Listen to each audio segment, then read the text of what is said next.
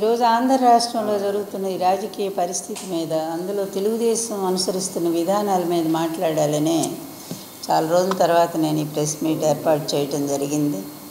ఎందుకంటే ఇప్పుడైనా మనం స్పష్టంగా చెప్పకపోతే ప్రజల్లో అనుక్షణం ప్రతి క్షణం అబద్ధాలతో, ఇప్పుడే మాట్లాడుకున్నాము ఫేక్ జీవోలు కూడా, ఇలాంటి అబద్ధాలతో అడ్డదారిలో మళ్ళీ చంద్రబాబు నాయుడు ఏదో అధికారంలోకి రావాలని కలలు కంటా ఉన్నాడు. వీటన్నిటినీ కూడా ప్రజలకి క్లియర్గా అర్థం చేయటం కోసమే ఈరోజు మా పార్టీ పనిచేస్తూ ఉంది, మా సోషల్ మీడియా కూడా పనిచేస్తూ ఉంది. ఒక అబద్ధం రాగానే దాన్ని వెంటనే ఖండిస్తున్నారు. అసలు ఈ చంద్రబాబు జీవితం ఏంటనేది ఇప్పటికే ప్రజలందరికీ చాలా క్లియర్గా అర్థమైంది. ఎంత మోసాలు, ఎన్ని అబద్ధాలు, ఎన్ని వక్ర మార్గాలు, ఎంత అవినీతి, ఇన్ని దుర్లక్షణాలు ఉండేటువంటి ఒక వ్యక్తి, ఇంత దుర్మార్గుడైన ఒక వ్యక్తి ఈ పరిపాలనకు ప్రజలకి అవసరమా? పోనీ ఇతని వల్ల ప్రజలకు ఏమైనా ఒక్క మంచి జరిగిందా? అదేవిధంగా తెలుగుదేశం పార్టీకి ఈరోజు నేను ప్రత్యేకంగా చెప్పాలనుకున్న అంశం ఏంటంటే, తెలుగుదేశం పార్టీ అనేది ఎన్టీఆర్ గారు స్థాపించినప్పుడు దాని స్థాయి ఎంత పెద్దది, అలాగే ఇప్పుడు ప్రపంచ దేశాల్లో ఉండేటువంటి తెలుగు పిల్లలు కూడా జాగ్రత్తగా ఆలోచించమని నేను రిక్వెస్ట్ చేస్తూ ఉన్నాను. ఆవేశంలో చంద్రబాబు నాయుడు చెప్పే అబద్ధాలను నమ్మి మీరు కూడా అక్కడ ఆవేశపడి తగువులు పెట్టుకోవటం, తన్నుకోవటం ఇట్లాంటివన్నీ కూడా చేయకుండా వాస్తవం ఆలోచించండి. ఎన్టీఆర్ లాంటి ఒక మహానుభావుడు ఈ తెలుగుదేశం పార్టీని స్థాపించి మొత్తం ప్రపంచానికే, తెలుగు వాళ్ళకే ఒక గౌరవాన్ని తీసుకొచ్చారు. అదేవిధంగా ఆ రోజుల్లో తెలుగుదేశం పార్టీ వైభవం ఎంత ఘనంగా ఉందో మీకు తెలియకపోవచ్చు కుర్రాళ్ళకి, కానీ పెద్దవాళ్ళందరికీ తెలుసు. తెలియకపోతే చూడండి ఒక్కసారి. తెలుగుదేశం అంటేనే అంత పేరు ప్రతిష్ట ఉండేది. మరి అదేవిధంగా ఆయన ఒక్క పిలుపుతో దేశవ్యాప్తంగా అన్ని పార్టీలు కాంగ్రెస్కి వ్యతిరేకంగా ఒక వేదిక మీదకు రాగలిగినాయి. అంత గొప్ప విలువలు, సిద్ధాంతాలు ఉన్నటువంటి పార్టీ ఈరోజు చంద్రబాబు నాయుడు చేతిలో ప్రస్తుతము ఏ విధంగా దిగజారింది అనేటువంటి అంశం మీదే నేను మాట్లాడదలుచుకున్నాను. ఈరోజు మీరు చూడండి, ఈ పార్టీని ప్రతి గుమ్మం ముందు కూడా పెట్టి దాని విలువల్ని ఎంత దిగజారుస్తున్నాడో దయచేసి ఒక్కసారి ఆలోచించండి. తెలుగుదేశం అభిమానులను చెప్పుకునేటువంటి వాళ్ళ కోసమే నేను ప్రత్యేకంగా ఈరోజు ఈ ప్రెస్ మీట్ పెడతా ఉన్నాను. ఈ పార్టీని ప్రతి ఇంటి గుమ్మం ముందు పెట్టి వంగి వంగి నమస్కారాలు చేసుకుంటూ ఈ విధంగా పార్టీ ప్రతిష్టని, పక్కనేమో మళ్ళీ ఎన్టీఆర్ ఫోటో ఒకటి పెట్టుకోవటం, ఎన్టీఆర్నే దించేసిన ఈ గనుడు, ఆయనకే వెన్నుపోటు పొడిచి పరలోకాన్ని పంపినటువంటి వాడు ఈరోజు ఆయన ఫోటోను మళ్ళీ వాడుకుంటూ ఆయన పేరు ప్రతిష్టలు భంగం కలిగించే విధంగా పార్టీని దిగజార్చి, దాని విలువలు దిగజార్చి, ఇతని నీతి, ఇతని నిజాయితీ, ఇతని వ్యక్తిత్వం ఏంటనేది మరొక్కసారి చెప్పాల్సిన అవసరం. ఎందుకంటే నాకంటే చెప్పగలిగిన అథారిటీ ఇక్కడ ఈ ఆంధ్ర రాష్ట్రంలో మరెవరికి కూడా లేదు. అంత ప్రత్యక్షంగా నేను చూశాను. అతని వల్ల ఆ బాధలు నేను అనుభవించాను. చివరి క్షణం వరకు కూడా అతను అనుభవించిన పెట్టినటువంటి బాధలు, అదేవిధంగా అతడు చేసినటువంటి మోసాలు, వీటన్నిటి మీద కూడా నా భర్త ఎన్టీ రామారావు గారు చాలా క్లియర్గా ఆడియో, వీడియో క్యాసెట్ల ద్వారా ఇతను ఇంత దుర్మార్గుడు, ఇతని లాంటి వెన్నుపోటుదారుడు, ఇతని లాంటి ద్రోహి కుటుంబాల్లో ఏ కుటుంబంలో కూడా ఇతని లాంటి వ్యక్తి ఉండకూడదని అంత స్పష్టంగా చెప్పారు ఎన్టీఆర్ గారు ఆ రోజు. నిజంగా ఎన్టీఆర్ అభిమానులైతే మీరు ఈ ద్రోహిని తరిమేసేయండి తెలుగుదేశం పార్టీ నుండి. ఎందుకంటే క్విట్ ఇండియా మూమెంట్ అని ఒకప్పుడు తెల్లవాళ్ల నుంచి ఈ దేశాన్ని కాపాడుకోవటానికి క్విట్ ఇండియా మూమెంట్ వచ్చింది. ఈరోజు ఇటువంటి ద్రోహి, ఇటువంటి వెన్నుపోటుదారుడు ప్రజలను కూడా మోసం చేసి ప్రజల సొమ్మును వందలు కాదు లక్షల కోట్లు కాజేసినటువంటి ఈ నీచుడు ఆంధ్రప్రదేశ్లో ఉండటం అవసరమా? అందువల్ల క్విట్ ఆంధ్రప్రదేశ్, ఇక్కడి నుంచి ఇతని నుంచి ఆంధ్రప్రదేశ్ నుంచి ఈ చంద్రబాబుని తరిమి కొట్టాలి అనేటువంటి పిలుపు నేను ఈరోజు ఇస్తూ ఉన్నాను. ఎందుకంటే ఇతనికి తోడు కొంతమందిని పోగు చేసుకుంటున్నాడు. అదేవిధంగా ఒక పచ్చ మీడియా ఉండనే ఉంది బాకాలు ఊదటానికి. ప్రతిరోజు కూడా ఈనాడు, ఏబిఎన్, ఆంధ్రజ్యోతిలో వచ్చేటువంటి ఫేక్ వార్తలు ప్రజలు కూడా అసహించుకొని ఆ పేపర్లు కూడా చదవటం మానేసినటువంటి పరిస్థితి మనం చూస్తున్నాం. ఎందుకు ఈ అబద్ధాల ప్రపంచం అవసరమా? ఎందువల్ల వీళ్ళు ఇన్ని రకాల అబద్ధాలు ఆడుతున్నారు? ఇతని గత చరిత్ర ఏంటి? 2 ఎకరాలతో వచ్చిన ఈ పెద్ద మనిషి 6 లక్షల కోట్లకు అధిపతి ఎలా అయ్యాడు? ఇది మేము చెప్తున్నది కాదుగా. ఈరోజు సిఐడి రిపోర్ట్స్ కానివ్వండి, లేకపోతే సిబిఐ, నేను కోర్టులో వేసినటువంటి ఏసీబీ కోర్టులో వేసినటువంటి కేసులు కానివ్వండి, 17 కేసులు, వాటన్నిటినీ కూడా ఎలా మేనేజ్ చేసుకుంటూ వచ్చాడో మనందరం కూడా చూసాము. ఎందుకంటే ఒక్క వ్యక్తి వల్ల సమాజం ఉద్ధరించబడుతుంది, మహాత్ములు ఈ గాంధీ గారు ఇలాంటి వాళ్ళు అని ఆ రోజు మేము చదువుకున్నాం చిన్నప్పుడు. అలాగే ఒక వ్యక్తి వల్ల సమాజం అనేది ఎలా నాశనం అవుతుందో ఈరోజు ప్రత్యక్షంగా అందరం చూస్తూ ఉన్నాము. ఒక్కడు 4 వ్యవస్థల్ని కూడా ఈ సమాజానికి బలాన్ని ఇచ్చేటువంటి, రక్షణ ఇచ్చేటువంటి, శాంతి భద్రతలను కాపాడేటువంటి, అదేవిధంగా న్యాయ పరిరక్షణ చేసేటువంటి ఇలాంటి వ్యవస్థలన్నింటినీ కూడా, అలాగే నిజమైన వార్తలు రాసి ప్రజల్ని మేలుకొల్పేటువంటి ఇటువంటి 4 వ్యవస్థలను కూడా గుప్పెట్లో పెట్టుకొని దాన్ని అవినీతిలో సంపాదించినటువంటి డబ్బుతో మేనేజ్ చేసుకుంటూ అబద్ధాలను సృష్టించుకుంటూ ఈరోజు ప్రజలకు మేలు చేస్తున్నటువంటి ఈ ప్రభుత్వ విధానాల మీద ఎంత దారుణమైనటువంటి అబద్ధాలు రాయిస్తూ వస్తున్న ఈ చంద్రబాబు నాయుడు లాంటి వ్యక్తులు ఎందుకు కావాలి? అసలు ఎందుకు ఓటు వేయాలి ఇతనికి? ఒక్కసారి ప్రజలను కూడా ఆలోచించమని చెప్తున్నాను. ఒకవైపు చూస్తే తెలుగుదేశం పార్టీ ఎక్కడో ఆకాశంలో ఉన్నటువంటి తెలుగుదేశం పార్టీని భూమి కాదు పాతాళంలో తొక్కేశాడు. ఓటింగ్ శాతం అట్లా ఉంచండి, దాని గౌరవము, దాని విలువలు ఏ కాంగ్రెస్ పార్టీకి ఎగనెస్టుగా తెలుగుదేశం పార్టీని ఎన్టీఆర్ గారు ఆ రోజు స్థాపించారో అదే కాంగ్రెస్ పార్టీ గుమ్మం ముందు రాహుల్ గాంధీ చేత చివరి కాంగ్రెస్ జెండా కూడా వేయించుకొని ఆ వేదిక మీద చెయ్యి కలిపి ఆ పార్టీకి అట్లా తాకట్టు పెట్టాడు. మొన్న జరిగినటువంటి ఎలక్షన్స్లో కూడా, తెలంగాణ ఎలక్షన్స్లో మొత్తం పరోక్షంగా కాంగ్రెస్ పార్టీని గెలిపించమని పచ్చ జెండాలు పట్టుకొని మరీ కూడా ప్రత్యక్షంగా కూడా గాంధీ భవన్కి పంపించిన ఘనత ఈ చంద్రబాబు నాయుడిది. అదేవిధంగా ఇక్కడికి వచ్చేసరికి, ఆంధ్రప్రదేశ్ వచ్చేసరికేమో మొన్నటిదాకా బీజేపీ అన్నాడు, మళ్ళీ బీజేపీని తిట్టాడు, ఆ తర్వాత మళ్ళీ కాంగ్రెస్ పార్టీ అన్నాడు. నిన్న బీజేపీ ఎప్పుడైతే మళ్ళీ 400 సీట్లు గెలుస్తున్నాం మేమని పార్లమెంట్లో పీఎం గారు చెప్పారో ఆ మాట వినగానే అప్పటికప్పుడే ఫ్లైట్ ఎక్కాడు, ఢిల్లీ పోయాడు. అదేవిధంగా 1 గంట 2 గంటలో ఎవ్వరికి కనపడకుండా సీక్రెట్ ప్లేస్లోకి వెళ్ళిపోయి ఏం చేస్తే ఏంటంటే తెల్లారేసరికి ఒక సీ వాటర్ సర్వే వచ్చింది మనకి. ఈయన కనపడకుండా పోయిన దానికి అదేవిధంగా అమిత్ షా గారి అపాయింట్మెంట్ అన్నారు, అది కూడా అబద్ధం అని తేలిపోతూ ఉంది. బహుశా నడ్డా గారు కలిసారేమో, ఎందుకంటే ఏ ఫోటోలు లేవు. కానీ దాని మీద ఇప్పుడు వాళ్ళు ఇస్తున్నటువంటి బిల్డప్ చూస్తూ ఉంటే ఏబిఎన్ వాళ్లే పిలిపించారని, అదేవిధంగా అసలు ఈయన అవసరం వాళ్ళకి ఎంతో ఉందట. 400 సీట్లు గెలుచుకునేటువంటి బీజేపీ పార్టీకి, ఎన్డీఏకి చంద్రబాబు నాయుడు, ఇక్కడ 3 ఎంపీలు గెలుచుకున్న చంద్రబాబు నాయుడు, ఇతని అవసరం అట వాళ్ళకి చాలా ఉందట. అందుకనే పాపం వెంటబడుతున్నారట బీజేపీ పార్టీ. కనీసం ఈ రాష్ట్ర నాయకత్వం పురంధరేశ్వరి అంటే ఇక చెప్పేదేముంది వదిన గారు. అందువల్ల చంద్రబాబు నాయుడు గెలవాలని కోరుకున్న ఆమె బీజేపీ కంటే తెలుగుదేశం పార్టీకి ఎక్కువ ప్రాధాన్యత ఇస్తున్న వ్యక్తి. అందువల్ల వాళ్ళెవరు కూడా ఖండించకపోవటం దురదృష్టం. మొన్న పీఎం గారిని కూడా ఇష్టం వచ్చినట్టుగా ఆమె వచ్చింది ఈ మధ్యనే, కొత్త యాత్రికురాలి రాష్ట్రంలోకి. అది ఇలాంటి వాళ్ళందరూ కూడా వస్తారు. ఎందుకంటే నేను ఇదే చెప్తున్నాను, ఎలక్షన్లు వచ్చేసరికి సంక్రాంతి పండుగ వచ్చినప్పుడు వస్తూ ఉంటారు పిచ్చిగుంటల వాళ్ళు, అదేవిధంగా వీళ్ళు కాపాలికులు వీళ్ళు ఎవరో ఉంటారు, అదే వాళ్ళు వస్తారు. తర్వాత ఈ దొమ్మర వేషాలు వేసే వాళ్ళు వస్తారు. ఆ తర్వాత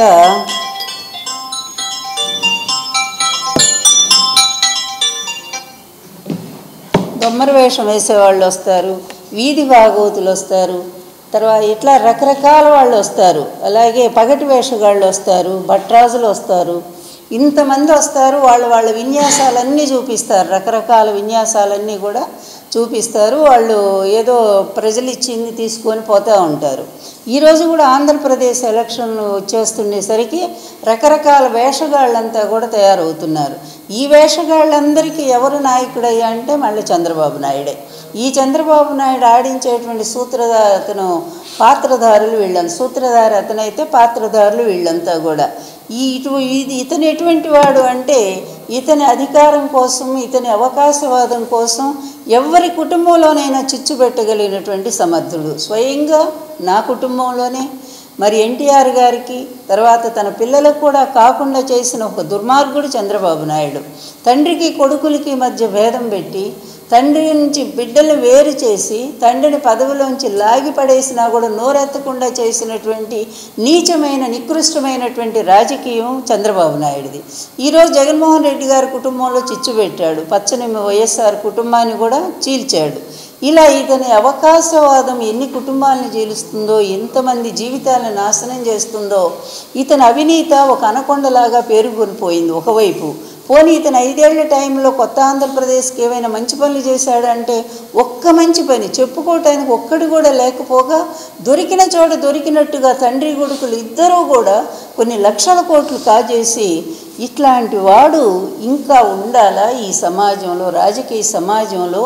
ఈ వ్యక్తి అవసరమా? కుటుంబాలను చీల్చేవాడు, తన అధికార దాహం కోసం ఎటువంటి కుతంత్రానికైనా పాల్పడేవాడు, చివరికి హత్యలు చేయించడానికి కూడా వెనకాడనటువంటి వాడు, అవినీతిలో దోచుకునేవాడు, దోపిడీ చేసేవాడు, ప్రజల్ని ఏనాడు పట్టించుకునేటువంటి వాడు, ప్రజలకు ఒక్క మేలు చేసిన సందర్భం ఏదైనా ఉందా? ఏముందని వాళ్ళు హైటెక్ అని చెప్తారు, అది కూడా తన స్వార్థం కోసం, దాని చుట్టూ ఉండే భూములు ఆక్రమించడం కోసం. అంతకుముందే కట్టిన నేదురుమల్లి గారు కట్టినటువంటి దాన్ని ఇంకొంచెం బిల్డింగ్ లేపి, కానీ దాని చుట్టూ కోట్లాది రూపాయల ఆస్తులు. అదే కదా నా కేసు, నేను వేసిన కేసు. అది 14 ఏళ్ళు స్టే తెచ్చుకొని ఆపుకున్నాడంటేనే మీరు అతని అవినీతిని గమనించవచ్చు. ఇలాంటి వ్యక్తిలో ఏ క్వాలిటీస్ ఉన్నాయని రేపు ప్రజలు ఓట్లు వేస్తారు, గమనించాలి. ఒకటి. రెండో వైపు ఎంత మంచి పరిపాలన ఈ రాష్ట్రంలో జరుగుతూ ఉంది అనేది ప్రతి ఒక్కళ్ళు గమనిస్తూ ఉన్నారు. జగన్మోహన్ రెడ్డి గారు ముఖ్యమంత్రి అయిన దగ్గర నుంచి ఆంధ్ర రాష్ట్రంలో సామాజిక న్యాయం అనేటువంటి ఒక అంశాన్ని తీసుకొని అతను కులాన్ని కానీ, అతను వేరే రాజకీయ పార్టీలను కానీ, లేకపోతే ఒక మతాన్ని కానీ, ఇవేమీ కాకుండా వాటికి అతీతంగా ప్రతి వర్గంలో లబ్ధిదారులు అంటే పేదవాడు ఎవడైతే ఉన్నాడో ఆ పేదవాడికి న్యాయం జరగాలని ఇంత స్థాయిలో ఒక పథకమా రెండా చెప్పడానికి మాకే పేర్లు రానన్ని అన్ని పథకాలు తీసుకొచ్చి అన్ని పేదవాళ్ళకేగా, ముఖ్యంగా ఒక సామాజిక అధికారం, సాధికారత, తర్వాత మహిళలకు ఒక సాధికారత. నిజంగా ఏ మహిళకు ఏ పరిపాలనలో కూడా ఇంత న్యాయం జరగలేదు. ఎన్టీఆర్ గారి టైంలో మహిళా విశ్వవిద్యాలయం ఇచ్చారు. అదేవిధంగా 33% రిజర్వేషన్ ఇక్కడ లోకల్ ఎలక్షన్స్లో ఇచ్చారు. అంతే తర్వాత ఇక ఆ స్థాయిలో మళ్ళీ వైఎస్ రాజశేఖర రెడ్డి గారు చేశారు.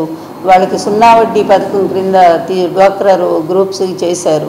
కానీ ఈరోజు జగన్మోహన్ రెడ్డి గారి ప్రభుత్వం ఇంకా ముందడుగు వేసి ప్రతి దాంట్లో కూడా మహిళలకే రిజర్వేషన్స్ 50%, 60% కూడా పెట్టి, ముఖ్యంగా అణగారిన వర్గాలు ఏవైతే ఉన్నాయో గుర్తింపు నోచుకొని కులాలు ఎన్నో ఉన్నాయి బీసీ కులాల్లో, అవి అసలు చాలామందికి ఆ పేర్లు కూడా తెలియదు. గత పాలకులంతా వాళ్ళందరినీ వదిలేస్తే జగన్మోహన్ రెడ్డి గారు ప్రతి కులాన్ని కూడా గుర్తించి రెల్లు కులంతో సహా అంటే అట్టడుగు నుండి అన్ని జాతులను కూడా గుర్తించి వాడు కార్పొరేషన్లు ఏర్పాటు చేసి చైర్మన్లు, డైరెక్టర్లు అన్నిటిని పెట్టి, అంతేకాకుండా ప్రతి నామినేషన్ అంటే నామినేటెడ్ పోస్టుల్లో కూడా వాళ్ళకి అవకాశాలు కల్పించి ఇంత స్థాయిలో ముందుకు నడిపిస్తున్నారు. 35 లక్షల మందికి మహిళలకు ఈ రాష్ట్రంలో మరి ఒక ఆస్తిదారులను చేశారు. ఆస్తి పెంచడం అంటే ఇది. అందువలన వాళ్ళని ఒక్కొక్కరిని 5 లక్షల నుంచి 10 లక్షల దాకా ఆస్తిమంతం చేసినటువంటి ఘనత కూడా ఈ పరిపాలనలోనే మహిళలకు దక్కింది. అంతేకాదు ఇంకా అమ్మఒడి ద్వారా చదువుకు ఆయన ఇస్తున్నటువంటి ప్రిఫరెన్స్ చూస్తే ఎంతమంది విదేశీయులు కూడా పొగుడుతూ ఉన్నారు. ఒక ప్రభుత్వ స్థాయి విద్యని తీసుకెళ్ళి అంతర్జాతీయ స్థాయితో దాన్ని ముడిపెట్టి దానితో ఆ స్థాయిలో దీన్ని పెంచుకుంటూ పోతున్నటువంటి ఇటువంటి విద్యారంగాన్ని ముందుకు తీసుకెళ్తున్న ముఖ్యమంత్రి గారు ఎక్కడ నిర్వీర్యం చేసి బడులన్నీ కూడా ప్రైవేట్ స్కూల్స్, ప్రైవేట్ కాలేజీలు అయినటువంటి నారాయణ, చైతన్య కాలేజీలకు ఆ రోజు విద్యను దారాదత్తం చేసి అందులో లోకేష్ని భాగస్వామిని చేసి నాకు తెలుసు అవన్నీ కూడా లోకేష్ ఆ కాలేజీల్లో కూడా భాగస్వామిగా ఉన్నాడు. అక్కడి నుంచి వచ్చేటువంటి ఆదాయం కూడా అతనికి అందుతూ ఉంటుంది. అసలు అతను దోపిడీ చేయింది ఏమన్నా ఉన్నాయా?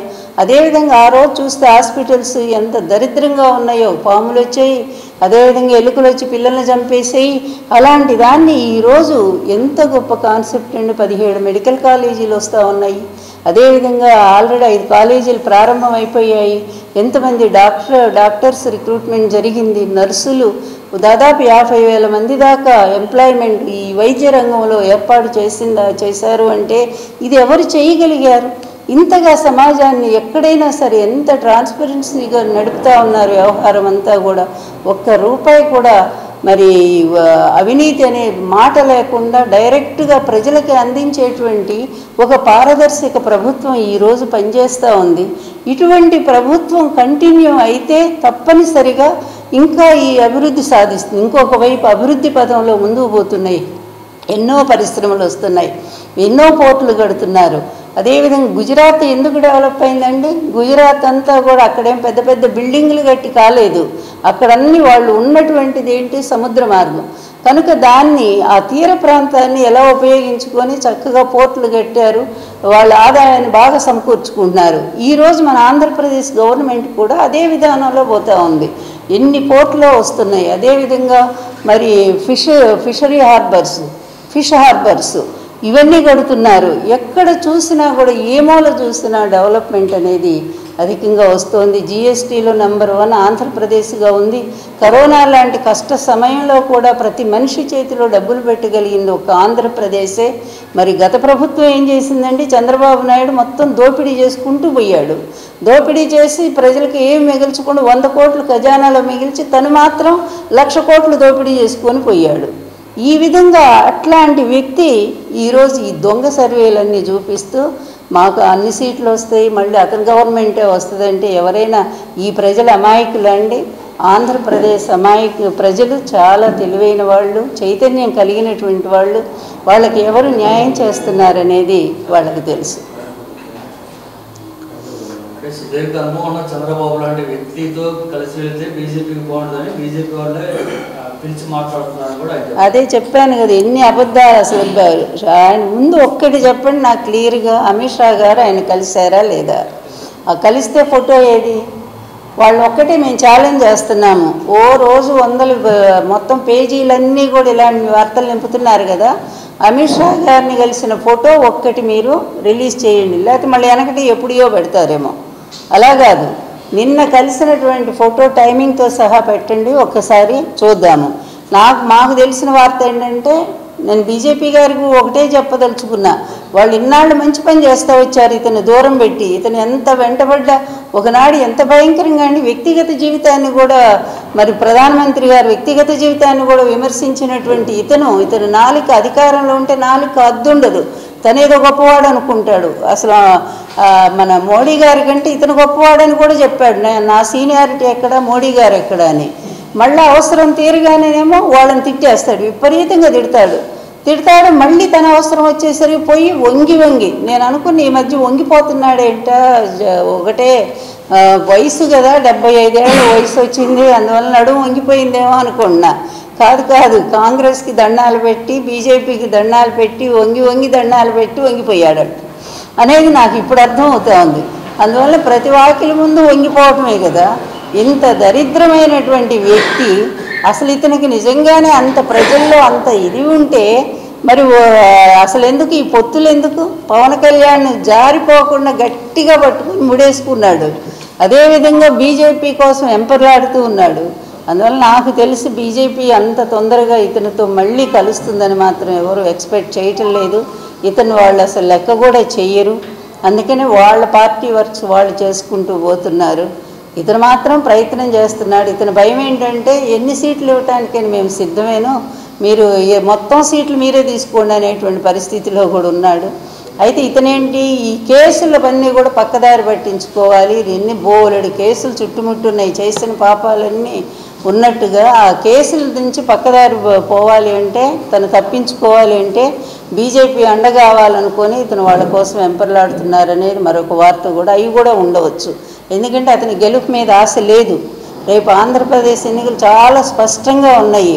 నిజంగానే ఇప్పుడు వచ్చే ఓటర్స్ ఇలాంటివన్నీ కూడా వాళ్ళు అర్ధరాత్రి రాయించుకున్నటువంటి రిపోర్ట్స్, వీటిని గురించి పెద్ద క్రెడిబిలిటీ లేదు, ఎవరు వాటి గురించి మాట్లాడట్లేదు కూడా. అందువల్ల ఏంటంటే ఇతన్ని ఎవరు ఓటేస్తారనేది, ఈ పార్టీ గెలుస్తుంది అయిపోయింది తెలుగుదేశం పార్టీ పరిస్థితి. ఘోరంగా మారిపోయింది. దాని విలువలన్నీ కూడా దిగజార్చాడు. దాన్ని ఎక్కడ పోవాలో పాతాళానికి అక్కడికి పంపేశాడు. ఇక తెలుగుదేశం పార్టీ గురించి మాట్లాడుకోవటం కూడా అనవసరం అనే స్థాయిలో, అవసరమైతే ఆ పార్టీని బీజేపీకి అమ్మేయటానికి కూడా సిద్ధపడుతున్నాడు అతను. ఇంత హీన స్థాయికి దిగజార్చి చివరికి వేలు లక్షల కోట్లలో అతను అవినీతిలో ఇరుక్కొని చుట్టూ కేసులు పెట్టుకొని ఇది చంద్రబాబు జీవితం అని చెప్పడం కోసమే నేను చెప్పాను. ప్రజలు కూడా ఆలోచించండి.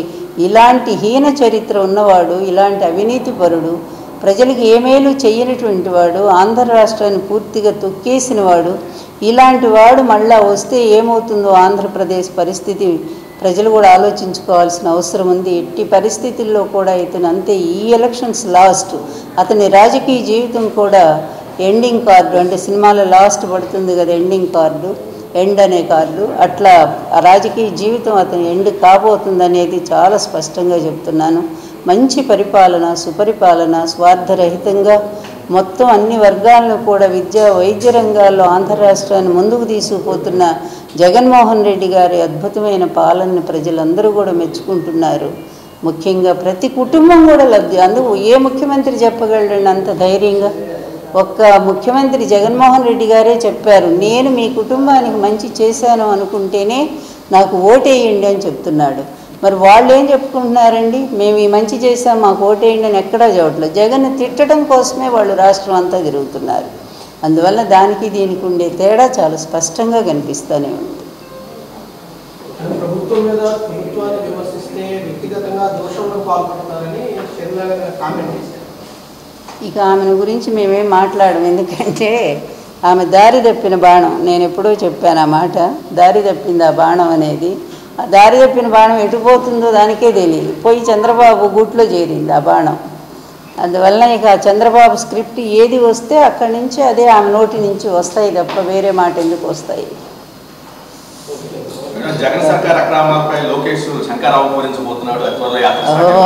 ఆయన పాదయాత్ర ఎంత బాగా చేశాడో ఈయన శంఖారావం కూడా అంతే ఉంటుంది.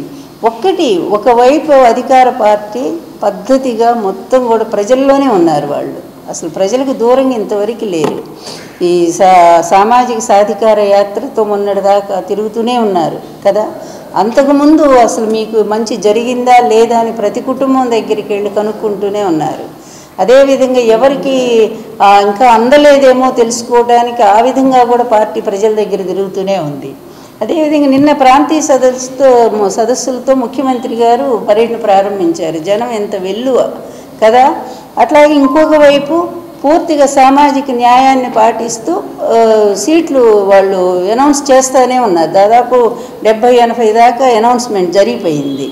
ఇది ఎన్నికలకు రెడీ అవ్వటం అంటే ఎన్నికలకు సిద్ధమవుతుంది వైఎస్ఆర్ కాంగ్రెస్ పార్టీ. కానీ ఇంతవరకు వాళ్ళు వస్తే ఒకసారి జనానికి కనపడుతున్నారు, లేకపోతే హైదరాబాద్, లేకపోతే ఢిల్లీ చుట్టూ ప్రదక్షిణాలు చేస్తున్నారు.